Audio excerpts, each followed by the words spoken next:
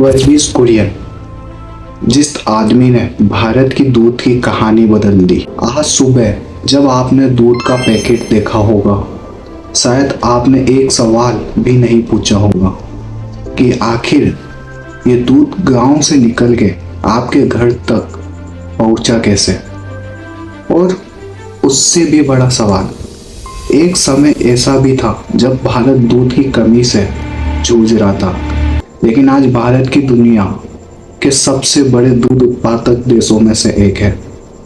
इस बदलाव के पीछे सिर्फ गाय भैंस और दूध नहीं थे, इसके पीछे एक ऐसा आदमी था जिसने किसानों को सिर्फ दूध बेचने वाला नहीं समझा।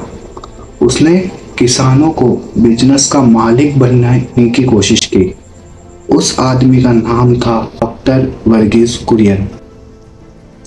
वर्गीस कुरियन का जन्म 26 नवंबर 1921 को कोझिकोड, केरल में हुआ था।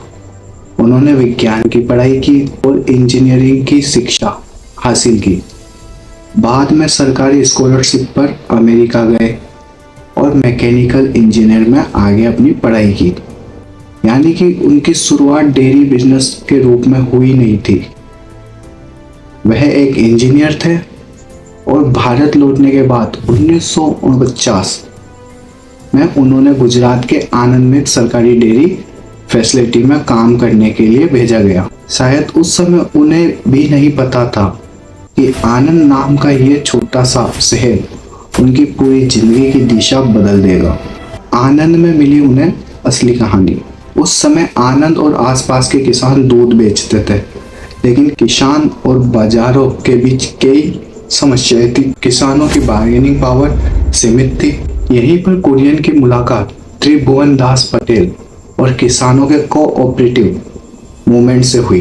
कुरियन ने देखा कि अगर किसान अकेला बाजार में जाएगा तो उसकी ताकत सीमित रहेगी, लेकिन अगर हजारों किसान मिलकर एक संस्था बनाए तो कहानी बदल सकती है। इससे एक विचार मजबूत हुआ, किसान सिर्फ प्रोड्यूसर नहीं होगा, कोऑपरेटिव का मालिक भी होगा। कुरियन ने Noida district cooperative milk producer union के साथ काम किया। यह कोऑपरेटिव आगे चलकर अमूल के नाम से प्रसिद्ध हुआ। लेकिन यहाँ एक महत्वपूर्ण बात समझाना जरूरी है, कुरियन ने अकेले अमूल नहीं बनाया था। यह किसानों के कोऑपरेटिव मूवमेंट, त्रिभुवन दास पटेल के नेतृत्व में और कुरियन के प्रोफेशनल मैनेजमेंट, इन सब का मिला जुला परिणाम था। कुरियन की खासियत ये थी कि उन्होंने डेयरी को सिर्फ दूध इकट्ठा करने का काम नहीं माना। उन्होंने टेक्नोलॉजी, प्रोसेसिंग, सप्लाई चेन और मार्केटिंग को एक साथ जोड़ने पर जोर दिया।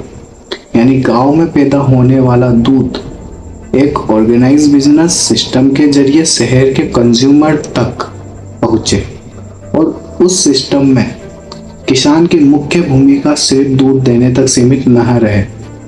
यही वर्गीस कुरियन की सबसे बड़ी बिजनेस थिंकिंग दिखाई देती है। उन्होंने एक ऐसा मॉडल विकसित करने में मदद की जिसमें फार्मर्स कोऑपरेटिव के केंद्र में थे। गांव में कोऑपरेटिव सोसाइटी, फिर डिस्ट्रिक्ट लेवल मिल्क यूनियन और फिर स्टेट लेवल मार्केटिंग, फंड।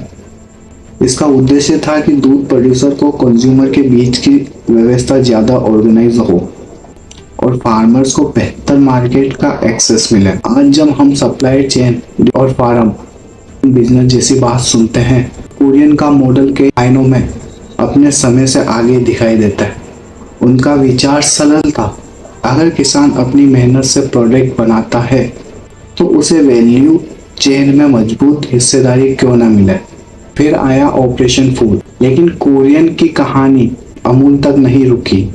1965 में नेशनल डेयरी डेवलपमेंट बोर्ड यानी कि स्थापना हुई और कुरियन इसके फाउंडर चेयरमैन बने।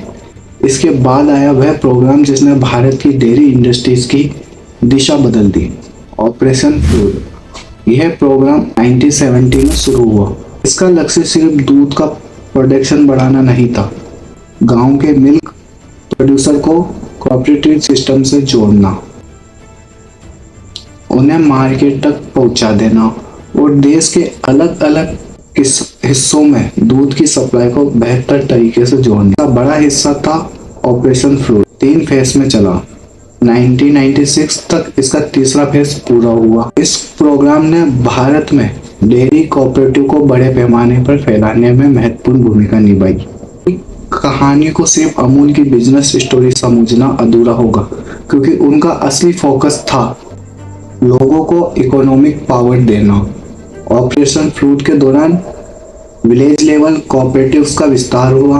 दूध बेचने वाले किसानों को ऑर्गेनाइज मार्केट में जोड़ना कोशिश हुई और डेयरी को रूरल डेवलपमेंट के एक साधन के रूप में इस्तेमाल किया गया। यानी उनका बिजनेस मॉडल सिर्फ ये नहीं था कि हम ज़्यादा दूध बेचें, उनकी विचार यह था ऐसी व्यवस्था बनाओ प्रोड्यूसर खुद सिस्टम का मजबूत हिस्सा बने। जिनका काम डेयरी तक सीमित नहीं रहा। उन्होंने 1979 में इंस्टीट्यूट ऑफ रूरल मैनेजमेंट आनंद यानी कि IRMA की स्थापना में महत्वपूर्ण भूमिका निभाई। उनका मानना था कि रूरल ऑर्गेनाइजेशन को भी प्रोफेशनल मैनेजमेंट की ज़रूरत है। उनका अप्रोच साफ था, टेक्नोलॉजी हो, प्रोफेशनल मैनेजमेंट हो, लेकिन उसका फायदा जमीन से जुड़े लोगों तक पहुंचे। वर्गीज कुरियन की कहानी में एक खास बात है, वह खुद किसी बड़े डेयरी बिजनेस के वारिस नहीं थे। उन्होंने एक ऐसा सिस्टम बनाने की कोशिश की जिससे लाखों छोटे प्रोड्यूसर मिलकर बड़ी इकोनॉमिक ताकत बने, और शायद भी उनकी सबसे बड़ी बिजनेस लेसन। वर्गीज कुरियन का निधन 9 सितंबर 2012 को हुआ, लेकिन उनका बनाया हुआ विचार आज भी दिखाई देता है।